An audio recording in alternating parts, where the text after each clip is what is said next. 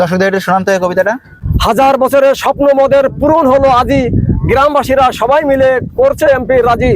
সোনার তরি বিদায় নিল, ফিরে আসবে না আর, মন্ত্রণালয় থেকে মন্ত্রীরা দেখলো না একবার। কি আবিষ্কার করছে এটা কোন সে কারিগর, মোদের গ্রামে সোনা মানিকরা ছাড়ছে বাড়ি ঘর। এই সেতুটির গঠন ভালো, গয়না ভরা গলে, সেতু যখন চালু হবে আসবে দলে দলে। এই সেতুটির পোস্ত 12, দৈর্ঘ্য 900 ফিট, গ্রামবাসীরা সবাই মিলে করছে এটা ঠিক। বাপ চাচারা সারা জনম আসতো পায়ে হেঁটে, থাকতো তারা পারের আশায় গুরুচরণের ঘাটে। পার করিত নিমাই মাঝি, নাই তো তিনি বেঁচে, সেই তরিটি নাইকো ভালো পার করিবে কিসে। গভীর রাতে খেয়া ঘাটে ডাকতাম নিমাই কাকা, আর কখনো পার করবে না, পার হয়েছে একা। কাকু আপনি কতদিন ধরে কবিতা লেখেন? আমি কবিতা লিখি 2008 সাল থেকে। এই পর্যন্ত কতগুলো কবিতা লিখছেন আপনি? তো আনুমানিক 7000 মতো হতে পারে। 7000? 7000, 7500। আপনি কোন ক্লাস পর্যন্ত লেখাপড়া করেছেন? আমি বাবা বেশি লেখাপড়া জানিনি, আমি ক্লাস 4 পর্যন্ত লেখাপড়া জানি। 4 পর্যন্ত লেখাপড়া জানি আপনি কবিতা লেখেন?